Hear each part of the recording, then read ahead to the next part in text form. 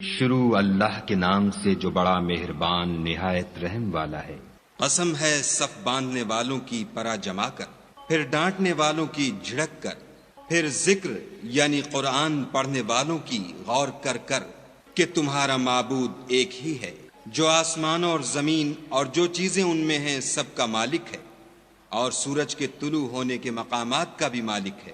بے شک ہم ہی نے آسمان دنیا کو ستاروں کی زینت سے مزین کیا اور ہر شیطان سرکش سے اس کی حفاظت کی کہ اوپر کی مجلس کی طرف کان نہ لگا سکیں، اور ہر طرف سے ان پر انگارے پھینکے جاتے ہیں، یعنی وہاں سے نکال دینے کو، اور ان کے لیے عذاب دائمی ہے۔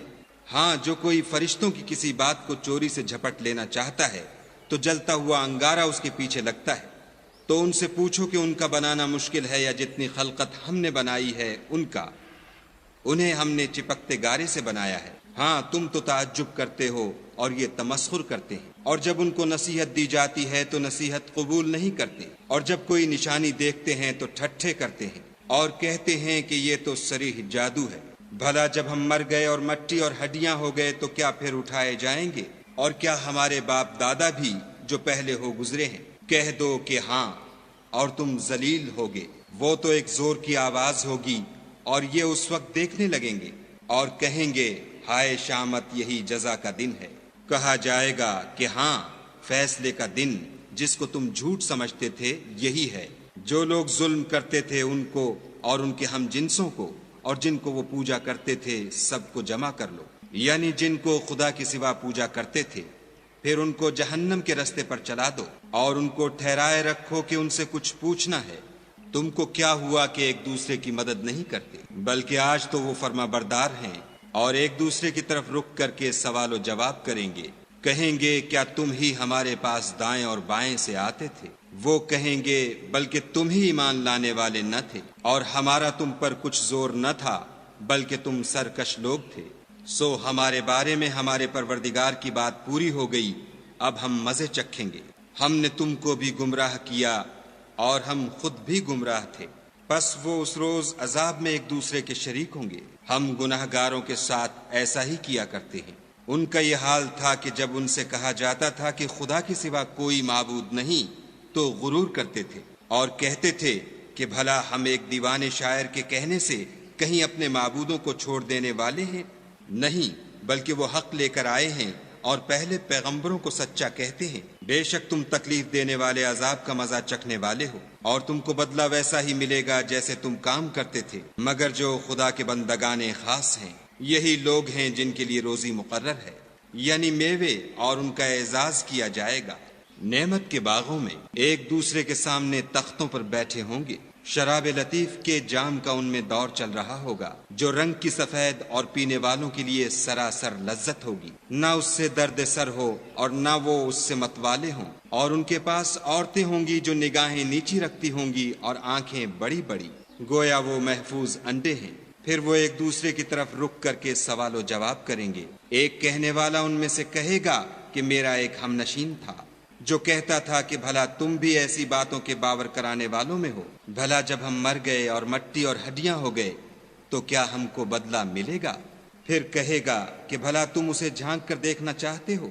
اتنے میں وہ خود جھانکے گا تو اس کو وسط دوزخ میں دیکھے گا، کہے گا کہ خدا کی قسم تو مجھے ہلاک ہی کر چکا تھا، اور اگر میرے پروردگار کی مہربانی نہ ہوتی تو میں بھی ان میں ہوتا جو عذاب میں حاضر کیے گئے ہیں۔ کیا یہ نہیں کہ ہم آئندہ کبھی مرنے کے نہیں؟ ہاں، جو پہلی بار مرنا تھا سو مر چکے، اور ہمیں عذاب بھی نہیں ہونے کا۔ بے شک یہ بڑی کامیابی ہے۔ ایسی ہی نعمتوں کے لیے عمل کرنے والوں کو عمل کرنے چاہیے۔ بھلا یہ مہمانی اچھی ہے یا تھوہر کا درخت؟ ہم نے اس کو ظالموں کے لیے عذاب بنا رکھا ہے۔ وہ ایک درخت ہے کہ جہنم کے اسفل میں اگے گا، اس کے خوشے ایسے ہوں گے جیسے شیطانوں کے سر، سو وہ اسی میں سے کھائیں گے اور اسی سے پیٹ بھریں گے۔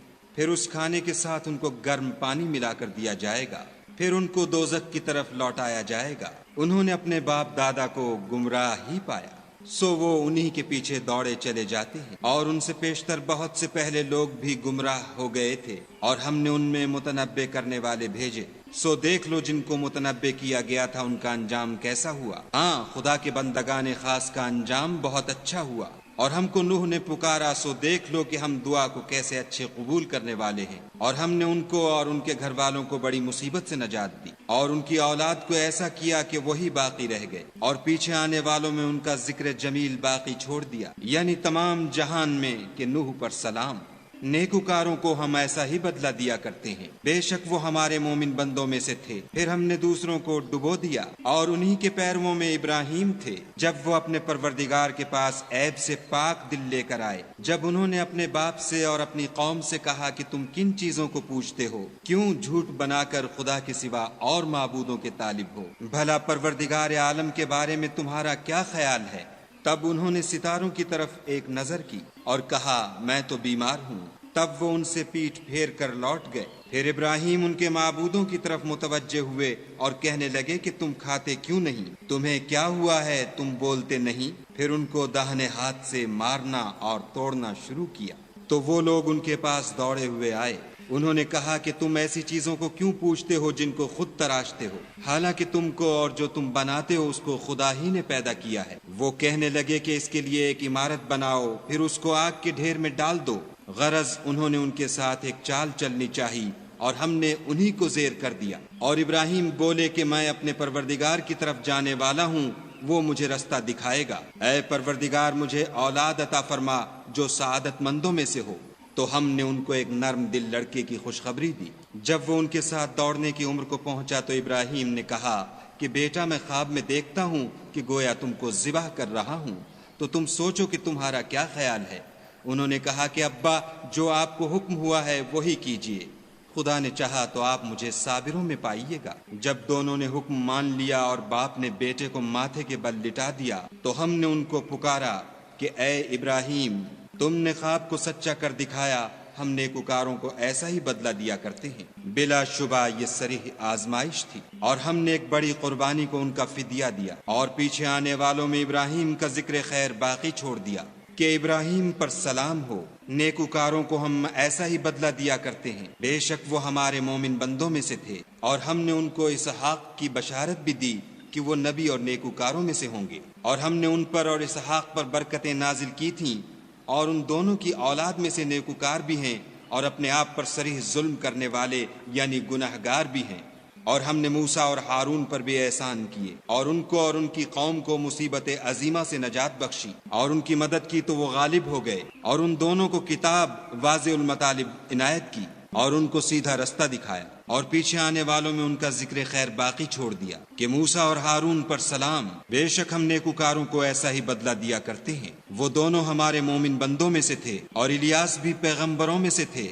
جب انہوں نے اپنی قوم سے کہا کہ تم ڈرتے کیوں نہیں؟ کیا تم بعال کو پکارتے اور اسے پوچھتے ہو، اور سب سے بہتر پیدا کرنے والے کو چھوڑے دیتے ہو، یعنی خدا کو جو تمہارا اور تمہارے اگلے باپ دادا کا پروردگار ہے؟ تو ان لوگوں نے ان کو جھٹلا دیا، سو وہ دوزخ میں حاضر کیے جائیں گے۔ ہاں خدا کے بندگان خاص مبتلا عذاب نہیں ہوں گے۔ اور ان کا ذکر خیر پچھلوں میں باقی چھوڑ دیا کہ الیاسین پر سلام، ہم نیک لوگوں کو ایسا ہی بدلہ دیتے ہیں، بے شک وہ ہمارے مومن بندوں میں سے تھے۔ اور لوط بھی پیغمبروں میں سے تھے، جب ہم نے ان کو اور ان کے گھر والوں کو سب کو عذاب سے نجات دی مگر ایک بڑھیا کہ پیچھے رہ جانے والوں میں تھی۔